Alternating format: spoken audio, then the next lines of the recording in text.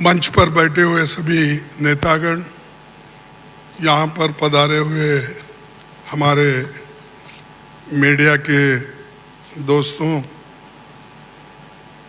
सारे नाम लेने की वजह से यही बेहतर होगा कि जो कोई इस स्टेज पे बैठे हैं सभी को मैं नमस्ते करते हुए अपना 4 शब्द आपके सामने रखूँगा।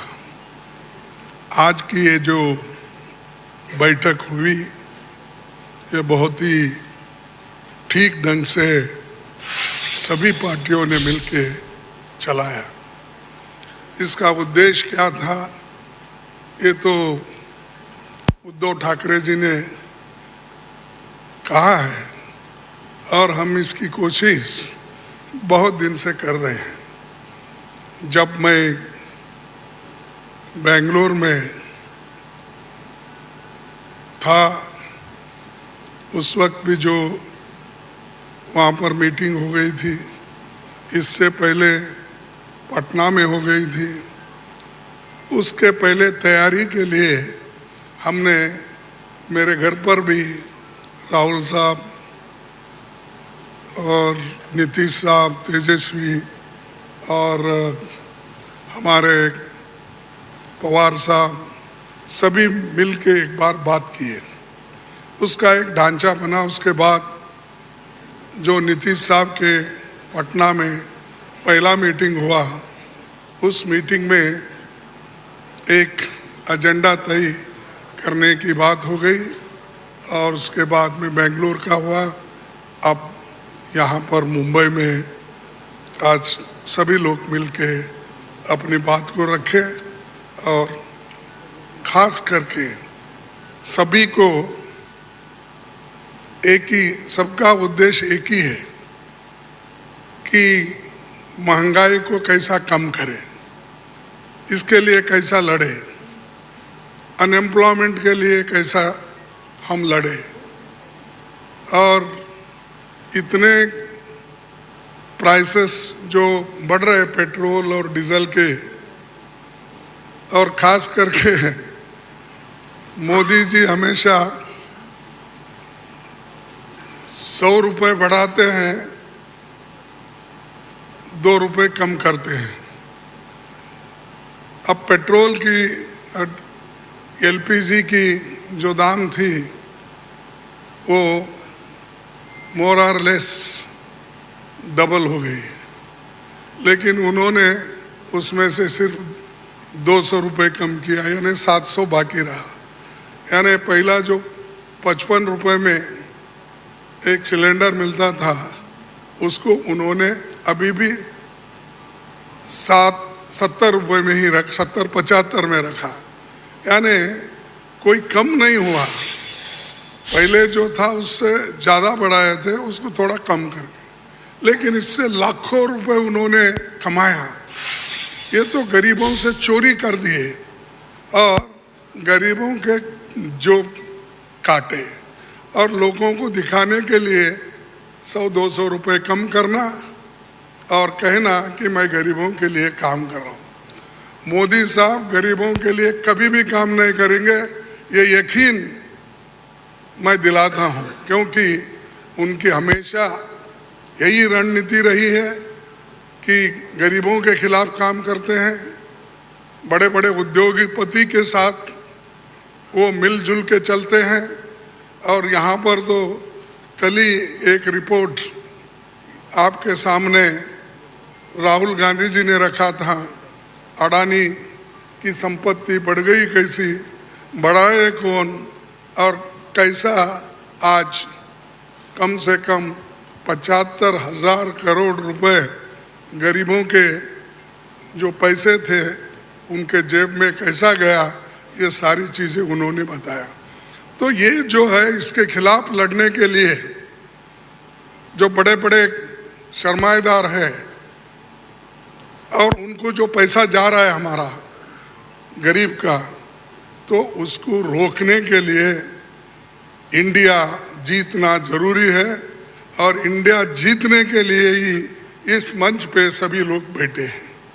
तो इसीलिए हम एक जो तय किए हैं, जो रेजोल्यूशन भी हम आप देखे हैं, और उसी ढंग से उस रेजोल्यूशन भी काम करेंगे।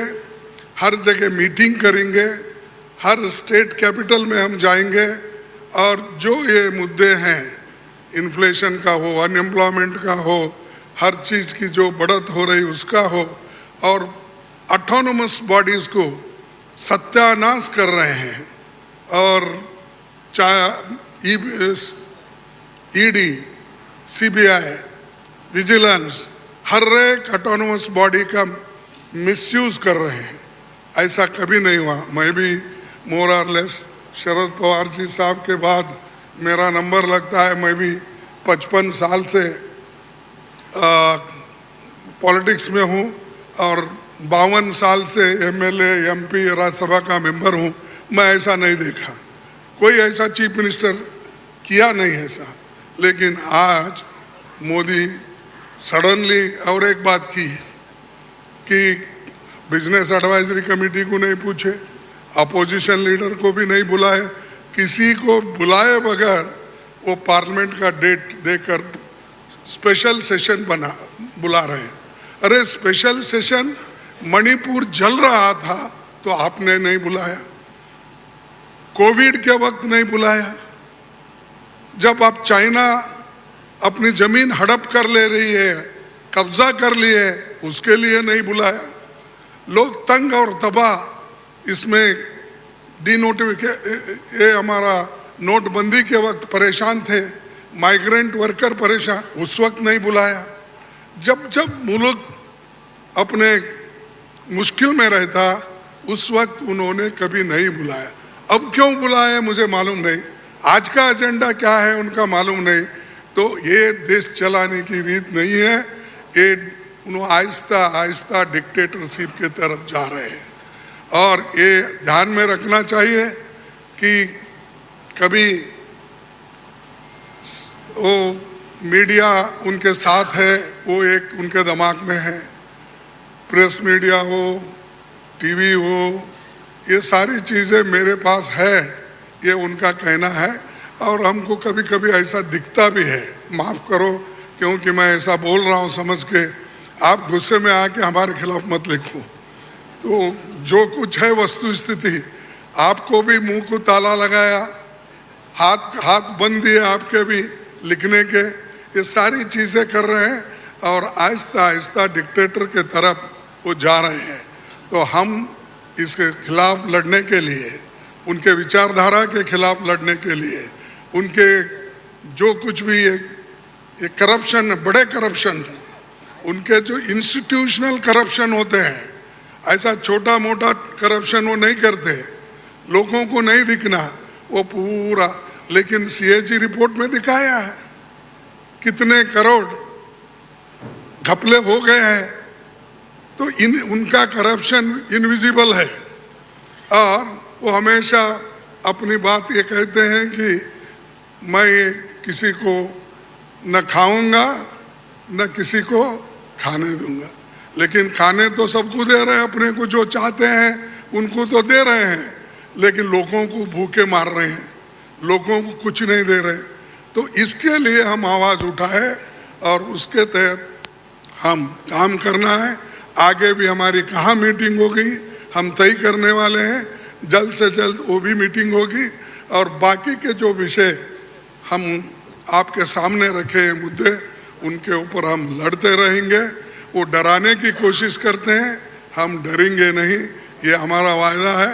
और हम हमेशा लड़ते रहेंगे और जीतते रहेंगे। और आज मुंबई में जो हमारे महाराष्ट्र विकास आघाड़ी जो ये स्टेप लेकर हमको बुलाए हैं, उद्धव जी लीड लिए हैं और बाकी कांग्रेस पार्टी और एनसीपी सभी ने मिलके ये जो एक यहाँ पर कार्यक्रम रखा और बहुत यशस्वी हुआ।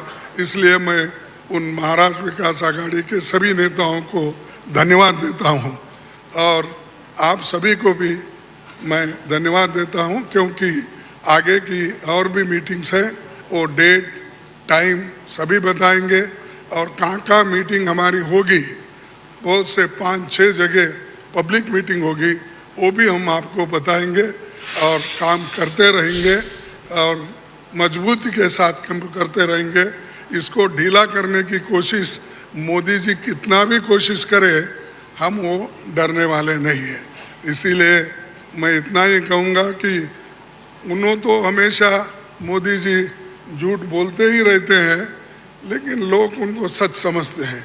लेकिन अभी भी मराठी में एक कहावत है, खोटा बोला पण रेटून बोला, तो ऐसा उनका है। इसीलिए सब झूठ बोलते जाते हैं, लोगों में भ्रम डालते हैं, तो वो सबको हमको एक्सपोज करना है, हम करते रहेंगे। धन्यवाद। लाल मातीतली कुस्ती म्हणजे